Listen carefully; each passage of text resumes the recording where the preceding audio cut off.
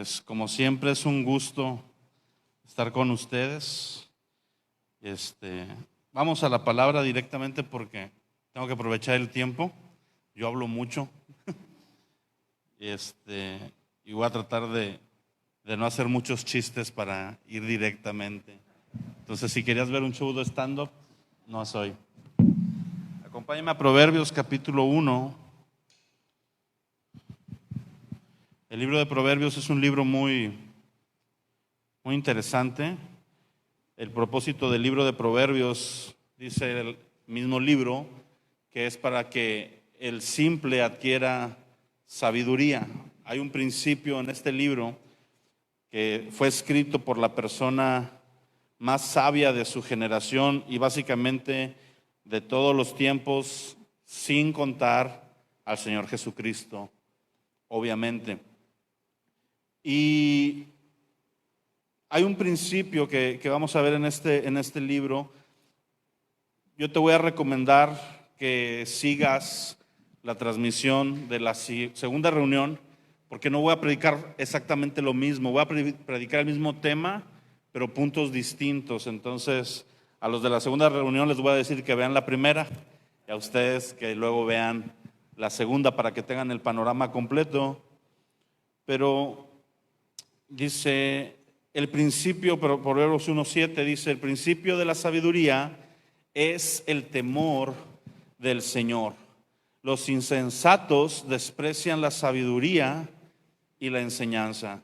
Di conmigo: el principio de la sabiduría es el temor del Señor. Hoy vamos a hablar del temor de Dios. Algo que yo veo que en la generación en la que vivimos necesita ser restaurado a su proporción correcta es el que volvamos a tener como creyentes un temor de Dios. Es muy fácil en las dinámicas de nuestro cristianismo moderno no tener este concepto tan arraigado, y te voy a decir en parte por qué. Hay un exceso, por decirlo así, de una enseñanza de amor, de gracia y de misericordia, y no quiero que me malentiendas. Dios es un Dios de amor. De hecho, Dios es amor. Dios es un Dios de gracia y de misericordia, pero eso es un lado de la moneda. Esa es una parte de una inmensidad de atributos que Dios tiene. Dios tiene distintos atributos, distintas características personales, y escucha bien, ninguna característica de sus atributos está por encima de otra característica. Todos sus atributos están funcionando a la máxima potencia continuamente. ¿Qué significa esto? Que su amor y su gracia no opacan o no están por encima de su justicia, ¿verdad? De su santidad. Y como creyentes vivimos en una generación donde está esta enseñanza de la gracia y la misericordia, y de repente en nuestro mal entendimiento pudiéramos caer en la parte de menospreciar esa gracia, de tomar la gracia como una licencia para pecar.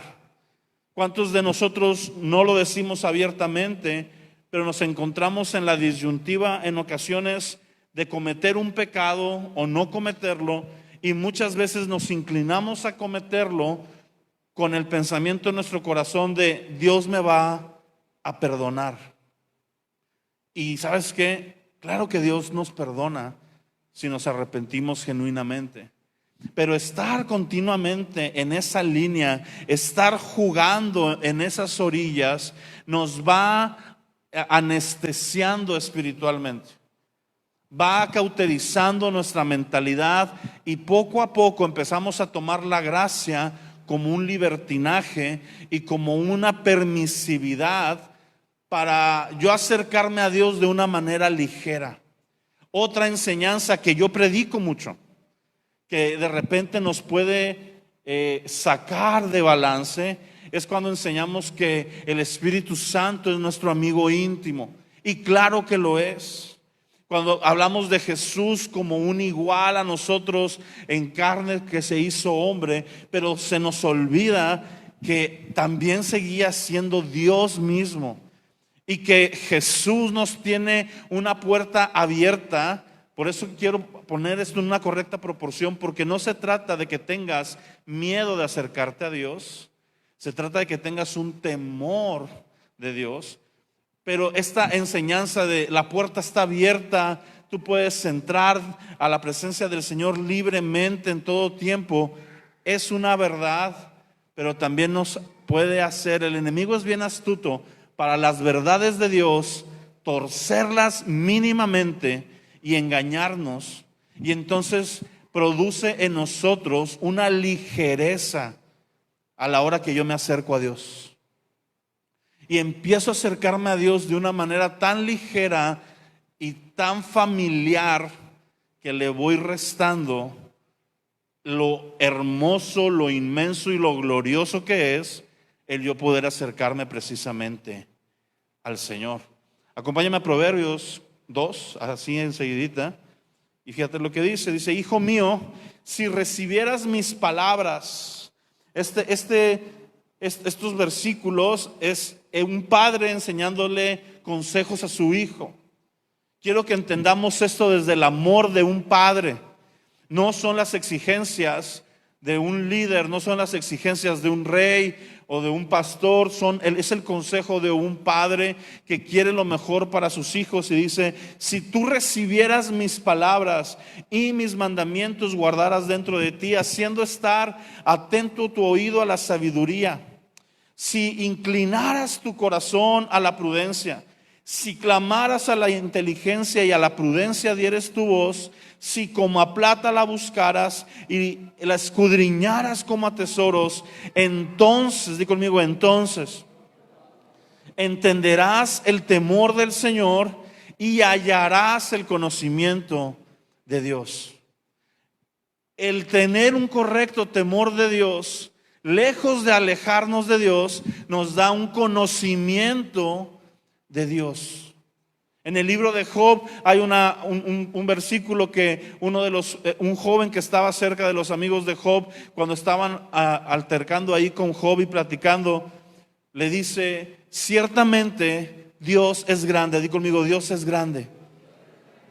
Y dice: y nosotros no lo conocemos. No se puede medir el inicio de sus días. Qué revelación tan grande. Dios es grande. Hay cantos de la grandeza de Dios, ¿no? Cantamos cuán grande es Dios. Hay un himno, cuán grande es Él. Y el día de hoy yo me pregunto si cada vez que cantamos esos cantos, los cantamos con el peso de lo que esa palabra lleva.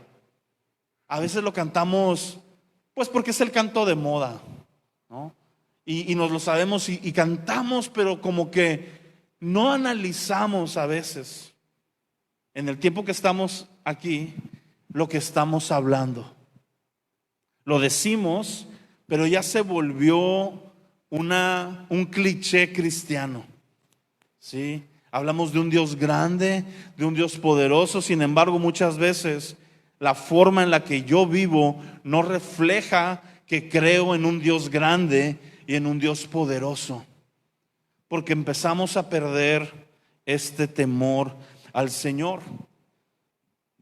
El temor del Señor lo vas a entender cuando cumplas estos puntos, y estos puntos los voy a desglosar en la próxima reunión. Pero dice: entenderás el temor del Señor y hallarás el conocimiento de Dios. A Dios es posible conocerlo. Eliú dijo: ciertamente no lo conocemos, pero Jesús vino, Dios se encarnó precisamente para darnos a conocer íntimamente a Dios. Te voy a leer rápidamente algunos versículos acerca que refuerzan esto del temor del Señor. Fíjate lo que dice en Deuteronomio 6:24, si quieres apuntarlo. Dice: y el Señor nos mandó. ¿Qué hizo? Nos mandó, no es sugerencia, ¿sí? El Señor nos mandó que observáramos todos estos estatutos y que temiéramos siempre al Señor. El Señor nos mandó a que guardáramos estos estatutos y temiéramos siempre al Señor nuestro Dios para nuestro bien y para que perseveremos la vida como hasta hoy. Número 1, el temor de Dios es un mandamiento. Di conmigo, es un mandamiento. Igual que amarás al Señor tu Dios con todas tus fuerzas, con toda tu alma, con toda tu mente y con todo tu corazón. Igual que no harás ídolos delante de mí. Igual que no robarás, que no matarás, que no cometerás adulterio. Igual que esos mandamientos, aunque no esté en el decálogo, Dios ha mandado que guardemos sus estatutos, pero que le temiéramos siempre. Que le temiéramos, ¿cuándo? Siempre. No hay un punto en la madurez cristiana donde podemos ausentarnos del temor de Dios. Sin embargo, entre más avanzamos en nuestra vida cristiana, menos le tememos. La palabra temor en el original significa un temor reverente, significa también di conmigo, asombro. Un asombro que produce terror. Qué chistosas palabras que hoy en día, vuelvo a lo mismo, poco escuchamos en predicaciones. Poco escuchamos, poco leemos. Un temor causado por algo sumamente asombroso. Hemos caído en perder el asombro de Dios. Y tenemos que orar y decirle: Señor, asómbrame. Cuando recién te conviertes, todo es asombroso, ¿sí o no? Yo me acuerdo cuando yo me convertí, el día que yo me convertí, que sentí la presencia de Dios por primera vez manifestada, y no fue en una experiencia, digámoslo, en el bautismo del Espíritu Santo, eso fue después, pero simplemente se me reveló que Dios estaba en un lugar. Yo entré a la iglesia en esa ocasión y sentí que algo distinto había en ese auditorio.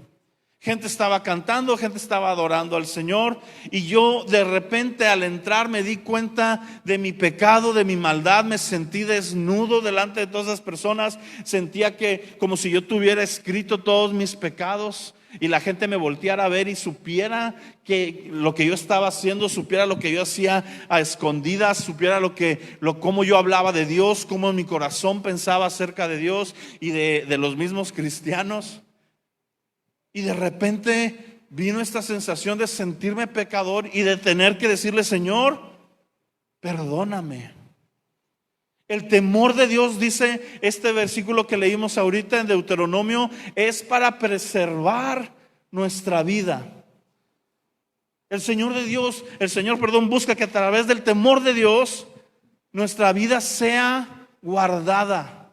Dios pone límites para guardar nuestra vida. Cuando Dios creó el Edén y puso al hombre en el Edén, lo primero que hizo, ¿qué fue? Bendecirlos. Pero con la bendición puso límites.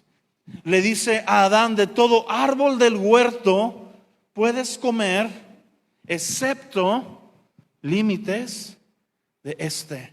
¿Para qué sirve el límite de velocidad? Que lo guardes, para que no tengas un accidente, y para que aun cuando lo tuvieras, si vas dentro del límite, ese accidente no sería mortal o no sería tan catastrófico para tu vida y aún para el material, cuando tú vas dentro del límite.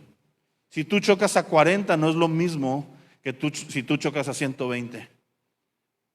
Y esos límites son para guardar nuestra vida. Cuando tú entras a una construcción y ves un letrero que dice peligro, hay un triangulito y una persona parada y como un rayo cayéndole, ¿qué significa? Alta voltaje. Tú ya pasaste de niño, ya metiste el tenedor dentro del contacto y ya sabes que da toques. Imagínate eso. Tú ves ese letrero y nadie de nosotros en nuestro sano juicio decimos: mira este letrero, se me hace que lo pusieron por exagerados, me voy a meter dentro de esa jaula y agarrar esos cables. Nadie decimos eso. Sin embargo, vemos los mandamientos del Señor y pensamos, no va a pasar nada si yo transgredo. Aquí dice que yo sea fiel al congregarme, pero qué flojera ir el domingo temprano. Dios puso límites y el diablo pone tentaciones, ¿verdad? Posiblemente el diablo creó la barbacoa, ¿verdad? Porque el domingo la barbacoa. Yo te voy a decir una cosa, yo en la pandemia, cuando no predicaba en vivo y yo grababa la predicación, no la predicaba en vivo el domingo, la grababa y le ponía play, la programaba. Y era maravilloso poder ir por barbacoa. Sí, una de las cosas cuando ya anunciaron que ya había regreso, una semana antes fui con el güero, así se llama el taquero, ¿verdad? Y dije, güero, ya no voy a venir por mucho tiempo, ¿verdad?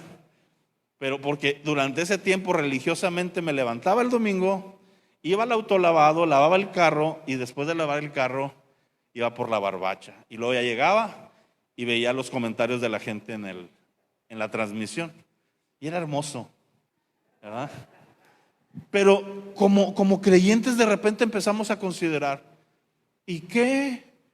Dios dice que yo guarde mi pacto matrimonial, pero ¿qué si yo me abro a pornografía? ¿Qué si yo me abro al coqueteo? ¿Qué si yo permito pláticas?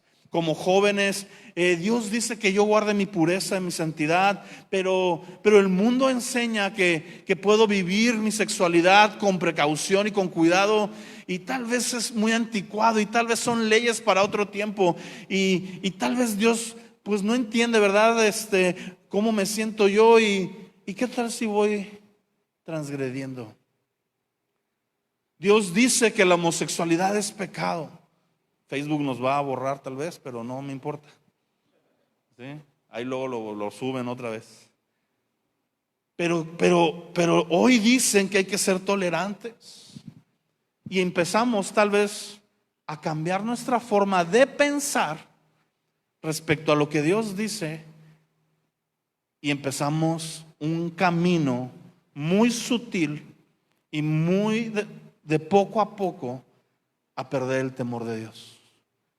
De repente sus consejos dejan de ser vida y empiezan a ser estorbos en mi caminar. De repente ya lámpara a mis pies no es su palabra, sino que ¿por qué me puso que hiciera esto? ¿Por qué existe Romanos 13? ¿Sí? ¿Por qué existe Hebreos 5? ¿De qué habla Romanos 13 y de qué habla Hebreos 5? De autoridad. Toda autoridad es puesta por Dios. Amén. Se oyó muy flojo ese amén. Pero toda autoridad es puesta por Dios. Joven, tu padre fue puesto por Dios. Tú no escogiste dónde naciste. Dios dijo, ahí vas. Y tus papás tampoco escogieron tenerte, así que no te quejes. ¿Sí? Típico adolescente, ¿verdad? En plena drama. Yo no escogí nacer. Pues a mí tampoco me mostraron un catálogo, ¿verdad? Para decir Carlitos, ¿verdad? Si yo hubiera podido escoger otro sobrino, lo escogería a él siempre. ¿Verdad? Sí, pero empezamos estas dinámicas. Y nuestro presidente fue puesto por el Señor. Aunque no te guste la cuarta T, Él permitió todo lo que estaba ocurriendo.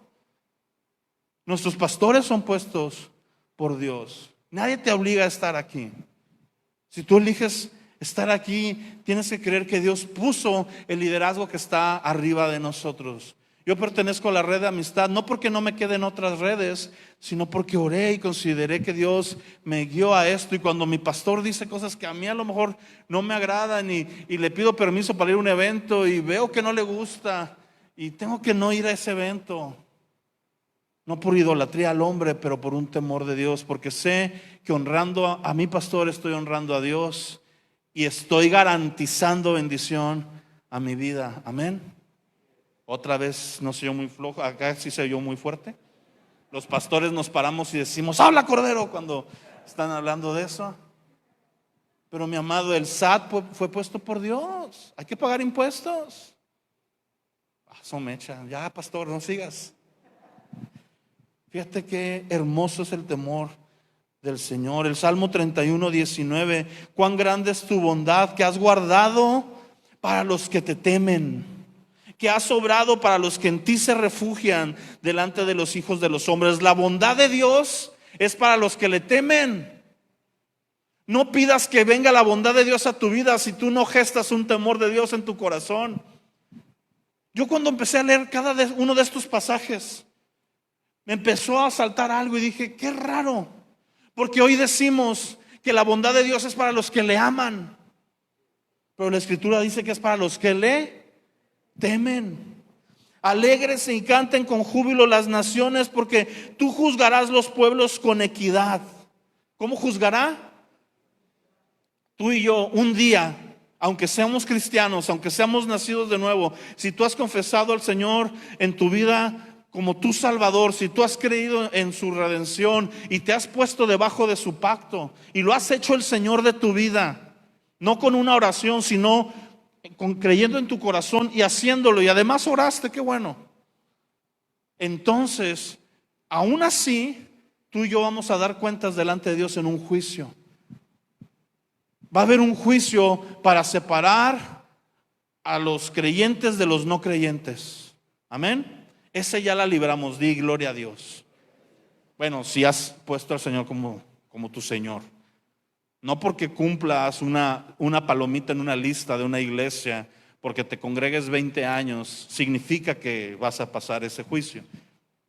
Si has nacido de nuevo, sí. Amén. Pero después va a haber un juicio para tu vida como quiera. Ya no vas a ser para irte al infierno o no. Pero el Señor te va a pedir cuentas y te va a juzgar con equidad. Cada palabra ociosa que salga de nuestra boca, el Señor va a demandar cuentas. Ese es uno de los versículos que a mí en lo personal más me aterran, porque mi boca es muy floja. Y no de que le dé flojera hablar, al contrario, yo soy de los que ya cuando escupí dije, ¿por qué dije eso? Ya, o sea, no filtro, a veces nada más empieza así a salir. ¿Sí? ¿Cuántos de nosotros decimos chin? O sea, nada más te salió de la boca y ya dijiste chinche, ¿no? O sea, ya le dije a mi hijo lo que no debería decirle, a mi esposa, a mi esposo. Es más, no, se lo dije al aire, pero Dios me oyó. Pero Él juzgará con equidad. No hay nada de lo que tú haces a ocultas que no vaya a ser revelado delante del Señor. No te vas a escapar, por más que borres tu historial de navegación, por más que engañes al pastor, engañes a tu familia, podrás engañar a quien quieras, te podrás engañar a ti mismo, porque es una característica de aquellos que han perseverado en no temer al Señor. Es un declive y te engañas a ti mismo, pero llegará el momento donde estarás delante de Dios y a Él no le podemos engañar y Él nos va a juzgar con equidad. Él no va a recibir moche, Él no va a promediar, Él no va a decir, Carlos, pues sí, eras muy contestón con tu tío, pero pues cantabas resplandeció, entonces pásale. Va a decir, como que no te resplandeció mucho, aunque lo cantaste, hijo. Y yo quiero estar ahí. ¿Sí me entiendes? No va a dejar pasar. El tiempo no cura el pecado, el arrepentimiento sí. Es que yo pequé hace 10 años y ya no tengo ese remordimiento. Seguramente Dios ya me lo perdonó. Si está en el baúl de los recuerdos y no los he expuesto delante de Dios, Dios quiere tratar con eso. Uno de los versículos que a mí más me aterran de cuando está leyéndole Moisés y después Josué la ley al pueblo de Israel, les dice, tu pecado te alcanzará. Tu pecado te alcanzará. Y hoy te digo una cosa, tu pecado te alcanzará. Y hay de dos sopas. O lo pones delante de Dios y recibes gracia y misericordia y te alejas de eso, o va a destruir tu vida. Porque no tenemos este temor. Salmo 112:1, aleluya. Cuán bienaventurado es el hombre que teme al Señor, que mucho se deleita en sus mandamientos. No es bienaventurado aquel que se congrega, no es bienaventurado aquel que diezma y ofrenda. Es bienaventurado el que le teme al Señor. Y porque le teme al Señor, te congregarás. Y porque le temes al Señor, diezmarás y ofrendarás y serás un dador alegre. Y porque le temes al Señor, le querrás servir con todo tu corazón. Pero puedes estar haciendo lo segundo con ausencia de un temor del Señor, porque se nos ha facilitado demasiado servir a Dios el día de hoy. Hay un anhelo de todos los pastores para que se llene la plataforma de músicos. Hay un anhelo de los pastores para que esté gente sirviendo. Y nosotros no podemos ver tu corazón, nosotros tenemos que apelar a tu sinceridad. Pero si somos ligeros, escucha, Dios tarde o temprano va a tratar con nosotros.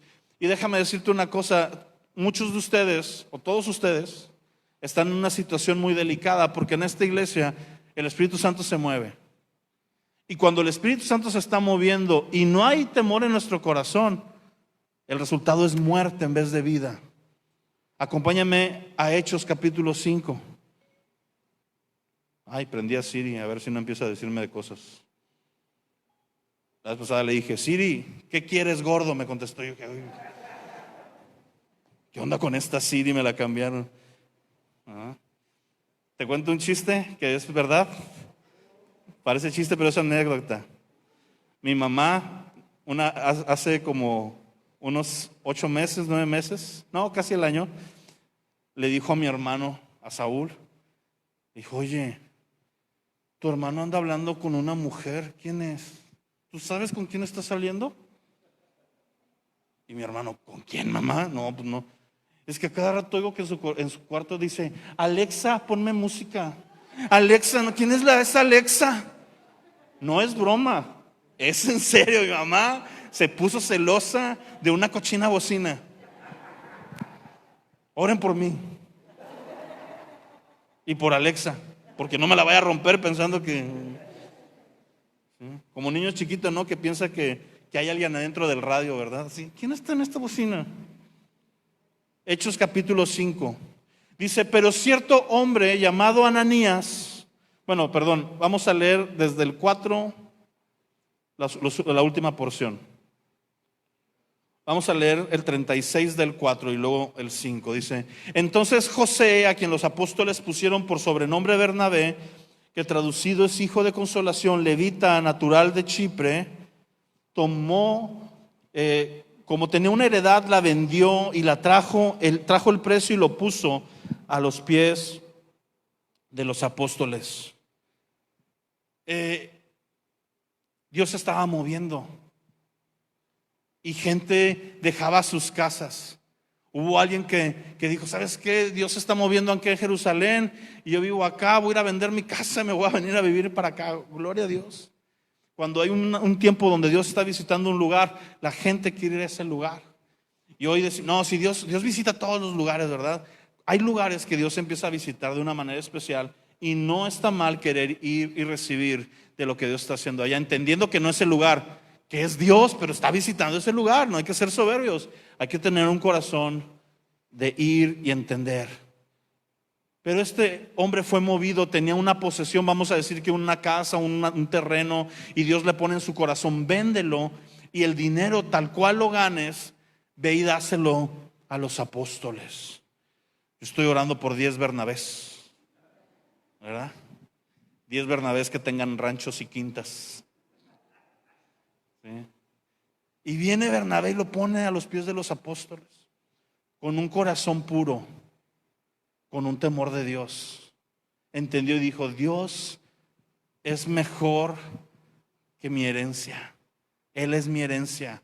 Como los levitas que no tenían tierra, que no tenían una región, porque Dios dijo, yo soy tu heredad. Este dijo, ¿sabes qué? Yo voy a venderlo y lo traigo. Y entonces entra en el capítulo, ahora sí 5, pero cierto hombre llamado Ananías, con Zafira su mujer, vendió una heredad y sustrajo del precio, sabiéndolo también su mujer, y trayéndolo solo una parte, la puso a los pies de los apóstoles y dijo Pedro a Ananías, ¿por qué llenó Satanás tu corazón para que mintieras al Espíritu Santo y sustrajeras el precio de la heredad. Reteniéndola no te quedaba a ti, vendida, no estaba en tu poder. ¿Por qué pusiste esto en tu corazón? No has mentido a los hombres, sino a Dios. Al oír estas palabras, Ananías dijo: me vale queso, y se fue de la iglesia y no pasó nada. ¿No, verdad? Dice, al oír Ananías estas palabras, cayó y expiró. ¿Y qué vino? Y vino un gran temor sobre todos los que oyeron. Pésima publicidad para una iglesia. Venga, amistad de San Nicolás. Si diezma de Amenti, se muere. ¿Sí? ¿Qué fue lo que hizo Ananías? Ananías mintió al Señor. Ananías dijo: sí, Bernabé, muy dadivoso. Sí, pues yo voy a vender mi heredad, pero yo voy a quedarme con algo. Y cuando vaya a la iglesia voy a decir que esto es todo lo que me dieron, para que me den un hueso en la multimedia, para que el pastor vea que yo doy y me considere en sus decisiones. Me voy a vacunar, ahorita que están las vacunas de moda, para poder hacer mi gadarena voluntad y que no me disciplinen porque ya vieron cuánto estoy dando. Eso era el corazón de Ananías. Y viene, y Pedro no lo sabe, y a Pedro no le importa, pero el Espíritu Santo le revela y le dice Pedro a Ananías: ¿por qué mentiste al Espíritu Santo? ¿Por qué fuiste tan ligero de presentarte en la presencia de Dios, en la casa de Dios que es su iglesia, y mentir? No me levantes la mano, pero ¿cuántos han mentido en este auditorio? Oye, ¿por qué llegaste tarde? No, hombre, un trafical, ¿verdad? Y vacía la calle. No. Y luego le echas la culpa, si eres casado: es que mi esposa no se apura. Pastor, usted conoce a las mujeres. Todavía te avientas esa, ¿no? Y empezamos a mentir ligeramente. Empezamos a mentirle a los hombres, pero realmente le estamos mintiendo a Dios. Y Dios juzgó este pecado al instante. Escucha, Dios lo mató. No se murió solo. Dios le quitó la vida a un hombre ligero en su temor. Porque si él permitía eso, esa falta de temor se contagia fácilmente. Y cuando Dios juzgó el pecado de él, ¿qué pasó? Todos los demás, derechitos. Si tú sigues leyendo la historia, dice que la gente no se quería juntar con ellos. Les gustaban las reuniones, les gustaban los milagros, les gustaban las predicaciones, estaban delante de todos, pero acercarse a Pedro, decían: no, me va perdóname la palabra, ¿verdad? Pero me va a encuerar. O sea, si yo ando mal, me ve. ¿Saben? Llega la mujer, sigue la historia, llega Zafira, ¿verdad? Y donde entra, Pedro le dice: oye, Zafira, ¿en cuánto vendiste la heredad? ¿Fue en tanto? ¿Y sabes qué hace la mujer? Miente de nuevo y dice: sí, fue en tanto. Y Pedro le dice: mira la puerta, ahí vienen aquellos que acaban de llevar a enterrar a tu marido y ahorita te van a llevar a ti. Y cayó y murió, hasta que la muerte los separe, o la mentira. ¿Sí? Cayó y murió. Y como hoy no pasa eso, seguimos pecando. Lo mejor que te puede pasar cuando estás en una situación crónica de pecado es que Dios te exhiba, porque Dios está tratando tu corazón para cachetearte y hacerte reaccionar. Y lo mejor que te puede pasar es que no te exhiba y te mande una predicación de estas y te pongas realmente a cuentas con el Señor. Pero lo mejor que te puede pasar todavía después de eso es que se genere un temor de Dios y ni siquiera entres a pecar. La santidad no es un legalismo. La santidad es decir: Señor, yo no te quiero fallar.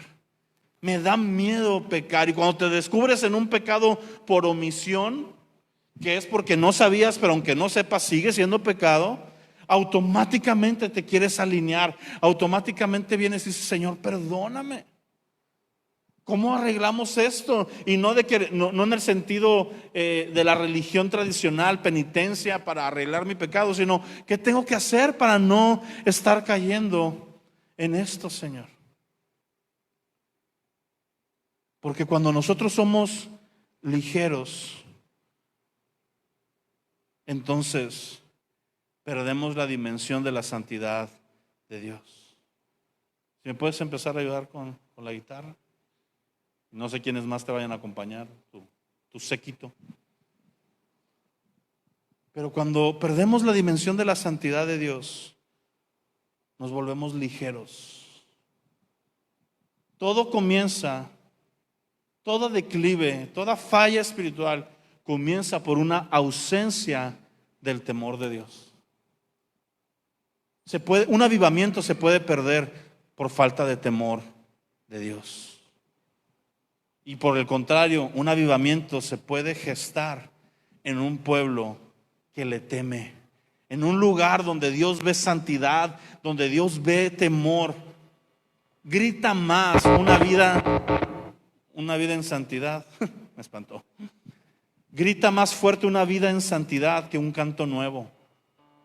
Grita más fuerte una vida en santidad que reuniones donde tú expreses y digas. Y no me malentiendas, yo soy un gritón, me has visto, he estado y tirado, ¿sí? de una manera deplorable. Pero tu corazón, con un temor reverente, puede mucho más y agrada mucho más al Señor. Acompáñame a Génesis 28. Génesis 28, 10. Dice: salió pues Jacob de Berseba. Conocemos la historia. Jacob se roba la bendición, tiene que salir huyendo. Llegó a cierto lugar y durmió ahí porque ya el sol se había puesto. Tomó de las piedras de aquel paraje y lo puso a su cabecera. Se acostó en aquel lugar y soñó. Y aquí una escalera que estaba apoyada en la tierra y su extremo tocaba el cielo. Ángeles de Dios que subían y descendían por ella. Y aquí el Señor estaba en lo alto de ella, el cual dijo: yo soy el Señor, el Dios de Abraham tu padre y el Dios de Isaac. La tierra en la que estás acostado te daré a ti y a tu descendencia. Qué increíble historia. Será tu descendencia como el polvo de la tierra. Te extenderás al occidente, al oriente, al norte y al sur. Y todas las familias de la tierra serán benditas en ti y en tu simiente. He aquí yo estoy contigo y te guardaré por donde quiera que fueras. ¿Cuántos dicen amén a eso? Volveré a traerte esta tierra. Me encanta esta porción, siempre me vuelve loco. No te dejaré hasta que haya hecho lo que te he dicho. Hasta aquí es una historia fantástica. Jacob viene huyendo. Jacob acaba de hacer una tranza. Le acaba de hacer honor a su nombre. Su nombre significaba el tranza. Y acababa de transar al hermano y estaba huyendo y llega y se duerme. Y en el sueño, ¿cómo te sentirías si te están persiguiendo y te vas a ir a dormir? Posiblemente tendrías pesadillas, ¿no? Pero en el sueño Dios le habla y pareciera todo lo contrario a Ananías y Zafira. Dios no se presenta delante de Jacob a decirle: ratero, como el Chavo del 8, si todos vieron ese capítulo. Ratero. Dios se presenta y ¿sabes qué hace Dios? Se muestra como Dios. Dios es Dios. Y Dios le dice: ¿sabes qué, Jacob? Te voy a bendecir. El lugar donde estás, yo se lo entregué en promesa a tus antepasados. Y te voy a bendecir a ti y a tus generaciones. Y no te dejaré hasta que haga contigo lo que he hecho. Una bendición. ¿Cuántos de nosotros hemos estado mal y Dios nos bendice como quiera? no es que Dios esté aprobando tu estilo de vida, es que Dios te quiere redarguir a través de su amor. Jesús lavó los pies de Judas horas antes de que lo entregara.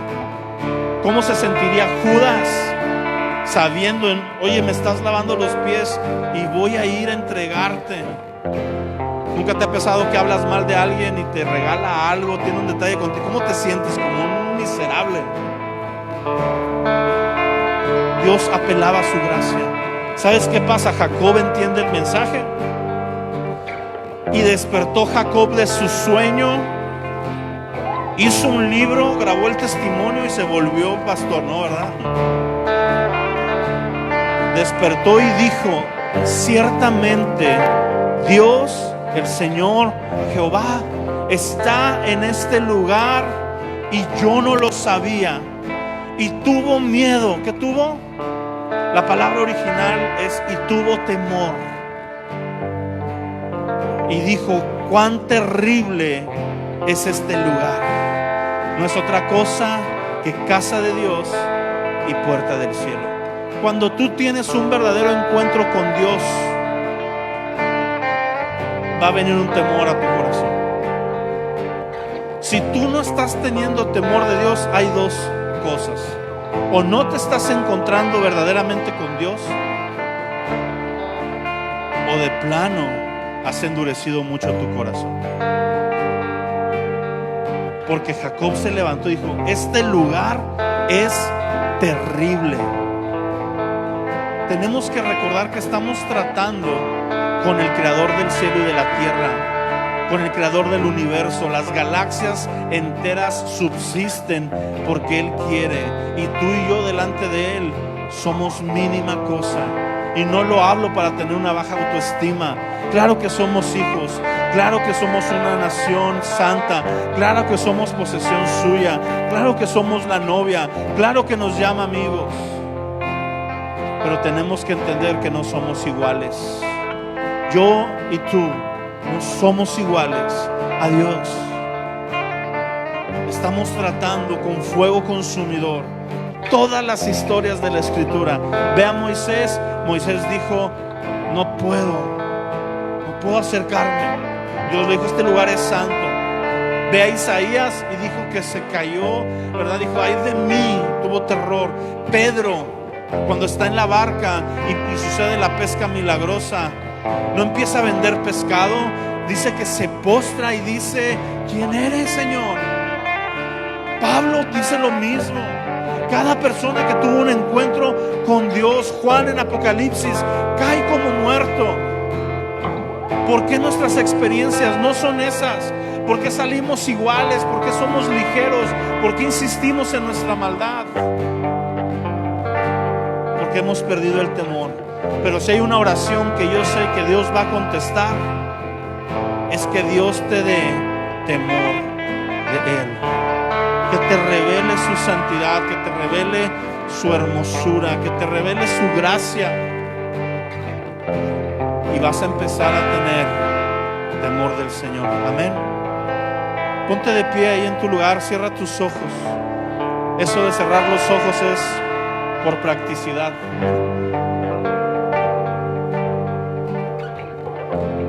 Cierra tus ojos y yo quiero que medites cómo está tu vida hoy y no seas ligero o ligera. Normalmente cuando nos cae el 20, hasta lo que pareciera el pecado más mínimo para nuestra vista es aterrador delante de Dios. Cuando cayó un avivamiento en Argentina en los años 90 en la iglesia de Claudio Freyson, cuentan los testimonios que un joven viajó kilómetros a su iglesia. Este joven había estado en el instituto bíblico que había en esa ciudad, y Dios visitó Argentina completa a través de diferentes congregaciones, pero llegó a esa iglesia y dijo: yo quiero tener una cita con el pastor. Y cuando tuvo la cita con el pastor, le entregó una cuchara y dijo: ¿qué onda con esta cuchara? ¿Es un acto profético o qué? Dios me va a dar doble porción. ¿Qué pasa? Y este hombre empezó a llorar. Dijo, cuando yo era estudiante me robé esto del comedor, y estando en mi casa vino la presencia del Señor y me hizo sentir el pecador más miserable, porque yo había robado, y vengo a confesar mi pecado y a restituirlo. No me digas que lo que pasa en nuestras vidas a veces tal vez no importa, porque importa. Amén. Ahí en tu lugar empieza a ponerte a cuentas con el Señor. Ora ahí, dile, Señor, perdóname, expón tu corazón. Y yo te hago una invitación: si hay áreas con las que estás batallando, áreas que tienen que ser expuestas, busca a tus líderes en estos días y expón tu situación y recibe ayuda, recibe gracia. Bienaventurado es el hombre que teme al Señor. La bondad del Señor está con los que le temen. Y una vez que te hayas puesto a cuentas, dile, Señor, regrésame el asombro,